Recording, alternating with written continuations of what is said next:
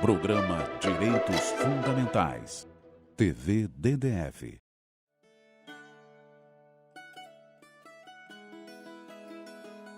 Lá está o Marquês do Pombal, com seu leão olhando o Tejo e olhando a velha Lisboa.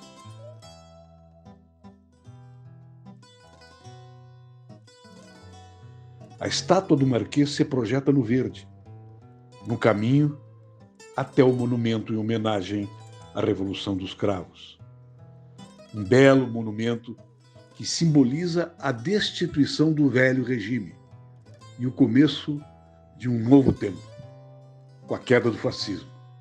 Portugal, então, se torna uma das mais modernas, evoluídas e qualificadas democracias políticas da Europa.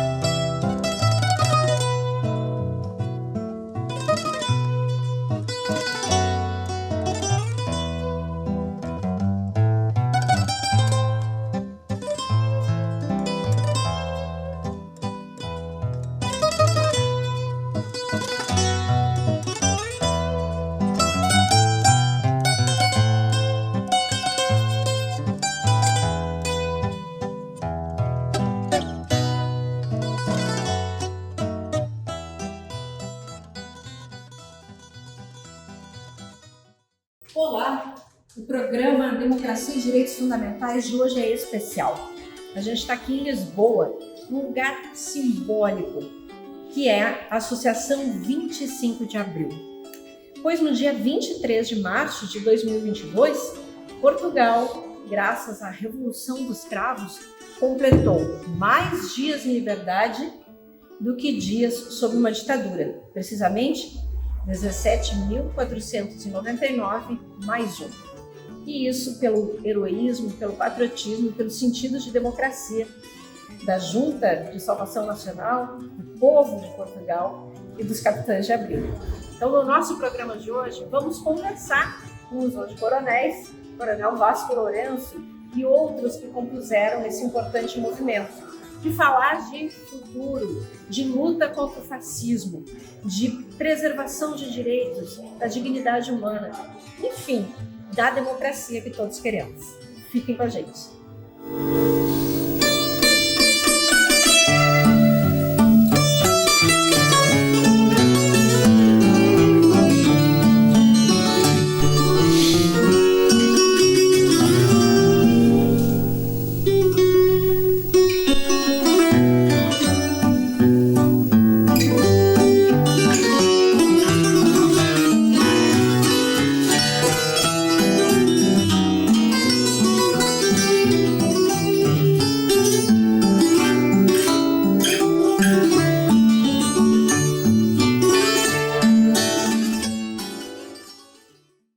Então, a gente tem a satisfação, o Tarso Genro, presidente do nosso conselho do INPE, e eu, de conversarmos agora com o capitão de Abril, coronel hoje de Abril, Vasco Lourenço, fundador da Associação 25 de Abril, sócio número 1, que conversa agora um pouquinho conosco, completou 80 anos, Vasco, o tempo que 50 anos da Revolução de Abril, e eu vi nas notícias que você depositou uma cápsula do tempo para que seja aberta só no centenário da Revolução.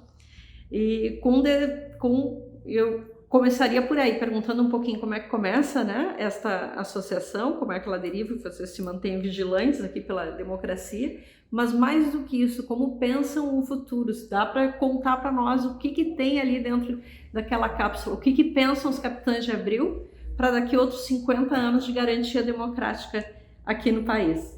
Bem, é um prazer estar aqui com o Tarso e com a Cedra e recebê-los aqui na Associação 25 de Abril. A Associação vai fazer 40 anos, em outubro deste ano. Ela é criada quando terminou o período de transição, que no processo português é quando é feita a revisão da Constituição e os militares deixam de participar ativamente na política enquanto militares. Portanto, havia um órgão que era o Conselho de Revolução, e quando em outubro de 82 terminou o Conselho de Revolução, eu defendi que devíamos criar uma associação onde pudéssemos, que fosse um instrumento para podermos continuar a ter uma atividade de defesa dos valores de Abril. Eu era militar no ativo, na altura, e os militares do ativo não podem ter participação na política direta enquanto tal. Não podem ser partidários, não podem ter participação na política, quando estão no ativo. Então eu considerei que devemos encontrar uma solução de uma instituição cultural e cívica onde pudéssemos defender as nossas ideias e com uma preocupação muito especial. Todas as ditaduras procuram instrumentalizar o aparelho de força, que é ou as Forças Armadas ou as Forças Policiais, e para poderem instrumentalizá-las têm que separar esse instrumento de força da população civil em geral. Porque é muito mais fácil tu dizeres a um polícia ou a um militar vai lá dar uma bordoada, uma cacetada ali naquele fulano que não conhece lado nenhum, ou dizer vai lá dar uma bordoada no teu amigo ou no teu familiar. E, portanto, as ditaduras normalmente procuram separar os militares e os policiais da sociedade em geral. E eu achei que devemos ter um instrumento onde entrosar as relações entre os militares e os civis e, portanto, a Associação Militares em Cadelo é uma associação que, tendo sido formada só por militares de Abril, tem tantos associados militares como civis. Nós temos aqui um entrosamento e colaboramos para que as forças militares não sejam separadas da sociedade civil em geral. Portanto, estou aqui, enfim, esperando, tentando encontrar, eu agora pus como objetivo passar os 50 anos do 25 de Abril e depois espero conseguir encontrar quem me substitua, porque, como disseste, eu acabei de fazer 80 anos no domingo passado. Essa cápsula do tempo, nas comemorações sociais, que não é a associação que está a conduzir, as comemorações oficiais dos 50 anos do 25 de Abril começaram com uma sessão e nessa sessão fez-se uma cápsula do tempo em que várias instituições colocaram lá elementos. O Presidente da República, o Primeiro-Ministro, o Presidente da Assembleia da República, o Primeiro-Ministro e dois jovens colocaram lá objetos dentro da cápsula do tempo que há de vir, foi fechada e há de ser aberta nos 100 anos do 25 de Abril. A Associação 25 de Abril foi convidada para colocar lá alguma coisa e fui eu que o fiz e colocámos lá o programa do MFA, numa miniatura que nós apresentámos em 1974 ao país, o programa do MFA. Depois coloquei lá uma publicação também pequenina, eu depois posso mostrar, penso que tenho aí uma, em que são os meus apontamentos de uma das reuniões principais conspirativas antes do 25 de Abril. Colocámos lá depois alguns autocolantes, alguns pins, também do 25 de Abril, para que daqui a 50 anos, quando forem abrir aquilo, virem o que é que havia nessa altura cá. Tarso. Tem um perigo real hoje na Europa, né? Em função dos movimentos de extrema-direita que estão se disseminando. Né? E essa disseminação é uma disseminação planejada, ela tem centros de articulação global. E isso ocorrendo no continente europeu é uma surpresa dramática para os países latino-americanos. Isso aí atinge Portugal, atualmente? Como eu penso que sabes, a origem, ou melhor, o controle também tem que ver com a América, mas não a América Latina, os Estados Unidos da América, que no tempo do Trump desenvolveram aqui atividades de apoio e de desenvolvimento dessas forças neofascistas, claramente de extrema-direita. Em Portugal tem sido relativamente pequeno e eu acho que, por enquanto, pessoalmente não estou muito preocupado. Apesar do partido que os representa já ter 12 deputados na Assembleia da República, mas eu não estou muito preocupado. Porque portanto tem pouca participação e eu acho que aí tem que nos corresponder de duas maneiras. Primeiro é não ter medo deles e, portanto, é enfrentá-los diretamente, sem problemas.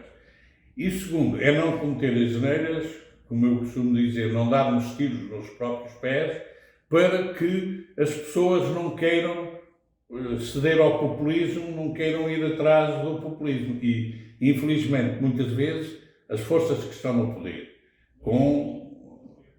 consideradas forças democráticas, forças avançadas, progressistas, etc., cometem tantas asneiras, e aqui, por exemplo, o campo da corrupção é um daqueles que cria mais problemas, que abrem espaço a que essas forças populistas avancem. Por mim, em Portugal, não estou muito preocupado, ainda que neste momento, em relação à Europa, haja uma coisa que me preocupa extraordinariamente, que tem que ver com o que está a passar na guerra com a Ucrânia, na agressão que a Rússia está a fazer à Ucrânia. Na chamada na União Europeia, há regras muito bem definidas em relação às questões democráticas e de separação de poderes, em relação aos direitos humanos, e isso fez com que, inclusivamente, alguns membros da União Europeia, se estivessem com problemas graves dentro da União Europeia, prestes, inclusivamente, com a hipótese de serem expulsos, como a Hungria, como a Polónia, etc. De repente, um país ainda pior que esse, que é a Ucrânia, onde o que se passava era mais ditadura do que democracia. Para mim, a Ucrânia era tão democrática como a Rússia. Portanto, são democracias entre aspas. De repente, porque é atacada, está a aparecer como se fosse o paladino da defesa dos valores dos direitos humanos, dos valores democráticos, e estão a esquecer tudo o resto. Inclusivamente a União Europeia, que havia umas verbas que era para irem para a Polónia e que estavam congeladas porque ela não estava a seguir as regras democráticas, nomeadamente a independência do Poder Judicial em relação ao Poder Político, agora já abriram isso, já lhes deram as verbas porque estamos em guerra. E, portanto, eu estou relativamente apreensivo quanto ao que possa vir aí, no crescimento dessas forças populares, populistas, e que a caminho da extrema-direita. Porque agora aqui, não sei se no Brasil essa expressão já se utiliza também, aqui começaram a chamar às ditaduras democracias iliberais. Já não é o neoliberal, são iliberais. Isto é, não são liberais. O termo I, o prefixo I, significa que o que vem a seguir é negado. Portanto, iliberal quer dizer que não é liberal, mas chamam-lhe de democracia. Não, são ditaduras. Portanto, isso a mim está-me a preocupar. Por enquanto, em Portugal, felizmente, não estou muito preocupado. O que espero, e tenho confiança, e espero que aconteça de facto, é que o atual governo do Partido Socialista não cometa as asneiras tais que dê aso a que essas forças consigam ter cada vez mais apoio. Uma particularidade do processo político português foi a geringonça, né? Que, independentemente dos seus acertos e erros, foi um exemplo democrático de estabilidade por um certo período e que adquiriu muito prestígio no Brasil. O senhor acha que essa experiência pode ser repetida no futuro aqui em Portugal para um novo patamar de estabilidade política? Eu poderei ser considerado suspeito a falar sobre geringonça porque fui talvez a pessoa, e à frente em nome da Associação 25 de Abril, que mais pugnou, mais se bateu por uma solução do tipo da geringonça. Nós, quando, portanto, estava ao governo do Passos Coelho, que foi um desastre, na minha opinião, nós defendemos para a solução que era preciso que se encontrasse uma outra solução que envolvesse as várias forças progressistas e que se reclamavam dos valores de abril. A geringonça foi feita, funcionou, em grande medida com um handicap muito negativo, é que as asneiras feitas pelo governo anterior eram tão grandes que eles, para desfazer isso, tiveram que gastar muito tempo. E, portanto, grande parte do tempo que fizeram a seguir foi para desfazer as asneiras que o governo anterior tinha feito. Funcionou. Depois, também já tive a oportunidade de dizer publicamente que lamento a não continuação da geringonça, porque nessas soluções, e eu estou gostando de ver o que está a passar no Brasil à volta do Lula, porque penso que está a criar uma espécie de geringonça, e eu acho que a Associação 25 de Abril é também um bom exemplo de que isso é possível. Nós, o MFA, a seguir ao 25 de Abril, naquele período mais conturbado, até ser aprovada a Constituição, nós dividimos profundamente, chegámos a aprendermos uns aos outros, como eu costumo dizer, mas terminado esse período, nós conseguimos perceber que nos devíamos unir à volta do essencial, colocando de lado o acessório, que era aquilo que nos dividia. E não pensamos todos da mesma maneira, mas a Associação 25 de Abril foi criada por cerca de 95% dos militares de Abril. E, portanto, todos pensam da mesma maneira, de maneira nenhuma. E nós somos um espaço aberto. Não somos profundamente autónomos e independentes em termos partidários, mas não somos neutros politicamente. Nós assumimos como de esquerda, progressistas, mas acima de tudo democratas. E, portanto, temos boas relações com todas as forças políticas, nomeadamente com os partidos políticos democráticos, desde o CDS, agora a Iniciativa Liberal, ao Bloco de Esquerda, cabem cá todos. E, portanto, eu acho que é essencial, e foi isso que poderá ter falhado um pouco, que a força maioritária dessa frente ampla tenha a consciência permanentemente que, mesmo sendo maioritária, tem que ouvir e beber alguma coisa das posições das forças minoritárias. Mas, ao mesmo tempo, as forças minoritárias, tendo a noção de que são indispensáveis para que a solução seja possível, não podem tentar ocupar o espaço da força maioritária, porque elas são minoritárias e, portanto, que todos sejam capazes de ver o que é essencial. Em Portugal, neste momento, não se fez uma nova geringonça, temos uma solução de maioria absoluta só de um partido. Vamos ver como é que isso evolui. A minha esperança é que as forças progressistas que se rejam nos valores do 25 de Abril continuem a apoiar e a influenciar, ou mesmo que não apoiem, influenciem positivamente o poder e o governo. Eu vou retornar fazendo uma questão que há um temor real hoje no Brasil de que parte das Forças Armadas, parte dos militares pudessem apoiar algum tipo de ruptura democrática, de não aceitação dos resultados do pleito, de não respeitar as eleições, né, livres e democráticas. Né? O senhor, como evoca aí os valores de Abril, vem do movimento militar, né, que lutou pela democracia, como é que o senhor vê essa movimentação? O senhor estava falando, né, com muita simpatia pela frente que estava ali posta e até estranhando como o Ciro Gomes não estava ali fazendo parte dela, mas o senhor pode continuar, né, falando dessa questão, mas além disso, sobre essa posição de temor que se tem de que os militares possam apoiar um tipo de golpe.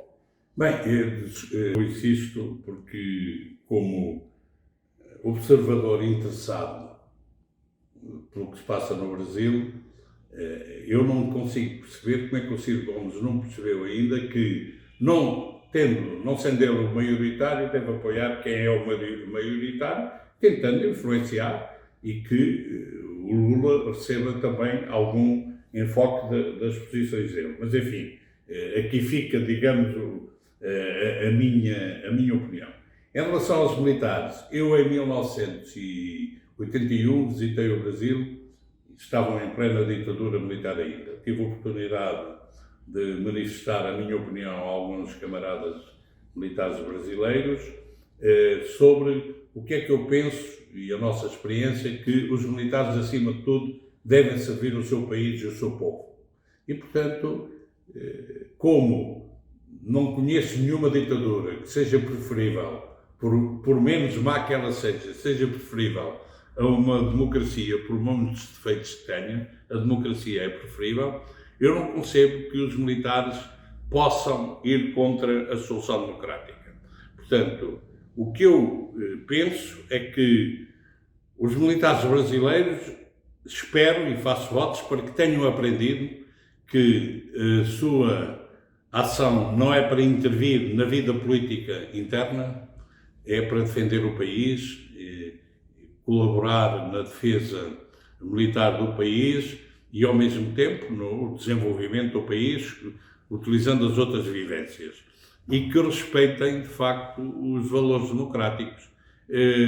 Quero acreditar que os militares brasileiros hoje são capazes de manter esse posicionamento patriótico e democrático de aceitar o resultado das eleições e não tentarem subverter de alguma maneira esses resultados, dando cabimento às atitudes de um militar que, como militar, se tem desqualificado e de que maneira internacionalmente.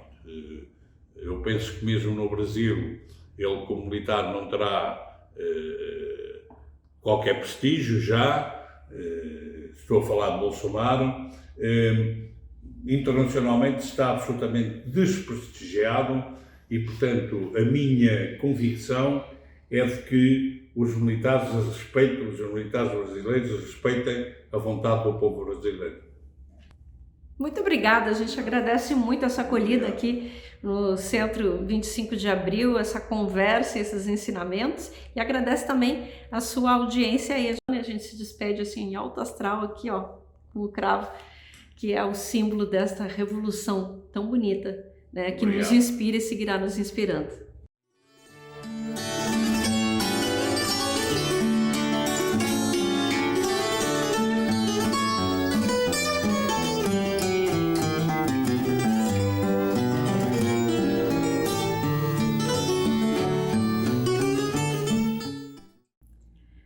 E a gente tem a satisfação de conversar agora com a Joana Mortágua, que é deputada da Assembleia da República de Portugal, eleita pelo partido Bloco de Esquerda desde 2015, que tem uma representação muito potente, muito forte aqui em Portugal, que vai fazer uma análise para nós do momento democrático português, né, com o fim da geringonça, com um outro cenário político, dos movimentos sociais aqui que se tornam importantes e pensando um pouco também, né, no nosso futuro mais imediato, agora lá no Brasil, Joana, com essa possibilidade de finalmente retornarmos a uma normalidade democrática com uma frente política mais ampla. A Joana é formada em Relações Internacionais, tem um conhecimento, né, uma especialização, uma especialidade sobre a América Latina, então está completamente habilitada aí para conversar conosco, fazer essas análises.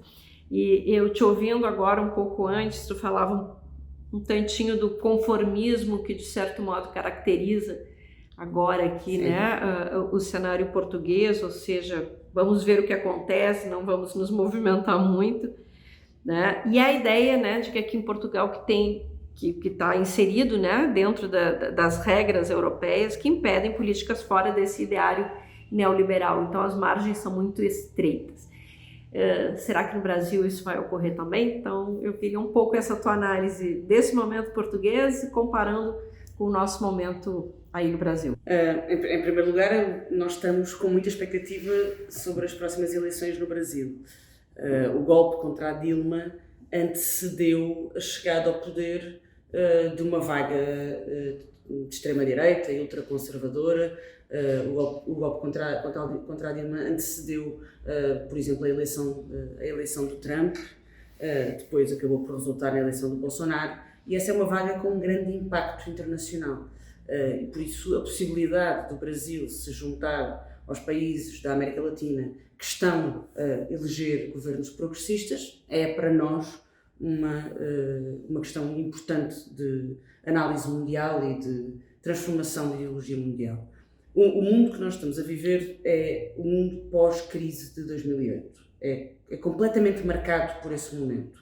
E na Europa em particular, essa crise teve como consequência programas de austeridade brutais. Portugal foi um dos países da Europa, a par com a Grécia, que mais sofreu com esses programas de austeridade. Mas um pouco por toda a Europa isso teve uma transformação política importante, que foi uma alteração ao centro, com os partidos socialistas ou os partidos sociais-democratas praticamente a desaparecerem ou a virarem à direita e o centro a fortalecer a sua perspectiva liberal naquilo que é hoje o panorama político francês e que é mais ou menos o panorama político europeu, com grandes crescimentos da extrema-direita que chegaram ao poder ou quase chegaram ao poder em muitos países. E, portanto, a esquerda está muito... Está debilitada, isso é evidente do ponto de vista eleitoral, mas também está muito condicionada, por um lado, pela chantagem do crescimento da extrema-direita e, por outro lado, por políticas neoliberais, antissociais, que se transformaram nas políticas do centro da Europa. Essas políticas são determinadas pela construção europeia, que é uma construção neoliberal, que impede a acumulação de dívida pública, impede o financiamento público, impede déficits orçamentais, pelo menos aos países do Sul, não é? Aos países mais pobres, e, portanto, impede que os países tenham políticas contracíclicas em momentos de crise económica, que é o que nós estamos a viver agora. Nós estamos a viver uma grande estagnação económica, com uma inflação muito grande, que vai empobrecer muito rapidamente as classes médias já empobrecidas portuguesas, porque o salário médio em Portugal é muito baixo. Portugal é um país que gera a sua competitividade na base salarial, porque nós não temos política monetária autónoma e, portanto, é desvalorizar salários que se ganha competitividade nesta economia neoliberal, em setores, no mercado laboral também muito liberalizado, e, portanto, estamos numa situação que é uma situação de muita fragilidade do ponto de vista económico. E precisamos, e essa é, eu dizia isso, essa é a razão de fundo do fim da geringonça. O Partido Socialista solidificou as suas posições liberais neste contexto e nós não mudámos de opinião em relação à necessidade de reformas progressistas, de reformas que permitam recuperar direitos e que permitam controlar a economia para a pôr a jogar a favor das pessoas e tentar equilibrar um bocadinho o jogo que está muito desequilibrado a favor da especulação e a favor das desigualdades. E, portanto, houve esse desencontro com o Partido Socialista, que tem hoje uma maioria absoluta e que nós, em relação à qual nós estamos na oposição, por serviços públicos, por uma melhor legislação laboral e por políticas progressistas numa guerra que também é cultural contra a extrema-direita. Portanto, há a guerra económica, há a guerra social, mas nós não abdicamos de fazer a guerra cultural contra a extrema-direita. E aí o movimento feminista e o movimento LGBT têm tido uma importância fundamental. São os movimentos que mais têm capacidade de mobilização popular e social, têm uma capacidade de mobilização jovem enorme. E eu gosto de dizê-lo, porque houve duas coisas determinantes para o nascimento e para o surgimento desta vaga, que é o movimento Me Too nos Estados Unidos, e que tem a ver com a eleição do Trump, e que tem a ver com a reação do feminismo à eleição do Trump, e o movimento Ele Não, do feminismo brasileiro, que é uma reação à eleição do Bolsonaro ou à possibilidade de eleição do Bolsonaro. E, portanto, o feminismo tem estado na vanguarda da resistência à extrema-direita e eu acho que a esquerda tem que conseguir fazer essa abertura para abraçar todas estas disputas políticas. Você entende que esses movimentos são um movimento de resposta às políticas neoliberais e ao avanço da extrema-direita, que também se articula muito em torno das mesmas pautas, né? A gente comentava que a Corte americana, a Suprema Corte americana, acaba de tomar uma decisão que vai repercutir muito fortemente nos grupos conservadores e na extrema-direita, que se unificam em torno dessas pautas, que cessar a legalidade do aborto no país, também permitir o porte de armas, né, em todo o país, ou seja, um país que já tão machucado, né, pelos ataques e pelas mortes, pela violência que as armas geram. Mas são pautas, né, tanto do armamento, quanto do aborto, quanto da união homoafetiva. Se espera que nos Estados Unidos, inclusive, tenha repercussão nas uniões interraciais, ou seja, há um retrocesso, são 80 anos constitucionais de retrocesso. Direitos que agora vão. Direitos, né, velados. O que esperar? Que esses movimentos, dialogar, seria necessário dialogar, tornar mais universais esses movimentos, né? Tanto das mulheres, das feministas, como dos movimentos LGBTs, ou seja, potencializar isso como... Eu acho que isso é inevitável. É o mundo em que nós vivemos, não é? Globalizam-se as coisas más, mas também se globalizam as coisas boas. E é por isso que nós temos movimentos de reação. Quando a Marielle morreu, nós tivemos um momento de reação imediata em Portugal. Portugal tem uma comunidade brasileira muito forte, tem ativistas muito determinados e foi dos países mais ativos na defesa do Lula, mais ativos popularmente, não pelo governo, mas por movimentos que se criaram em torno dessa ligação. O movimento indigenista hoje tem uma capacidade de diálogo internacional com os movimentos ambientalistas e com os movimentos ecologistas, que fazem com que os movimentos ecologistas em Portugal se posicionem sobre a questão da Amazónia, se posicionem sobre os assassinatos, como aconteceu agora com o Dom Phillips e com o Bruno Pereira. E, portanto, isto está globalizado porque há uma vaga, de facto, de extrema-direita que é mundial e, portanto, é normal que as resistências também se influenciem. Esta decisão sobre o aborto, eu acho que vai levar a duas coisas. Vai capacitar a extrema-direita para voltar a este assunto nos países em que ele está resolvido, que é o caso de Portugal, onde a lei do aborto é muito bem sucedida. A lei do aborto baixou o número de abortos.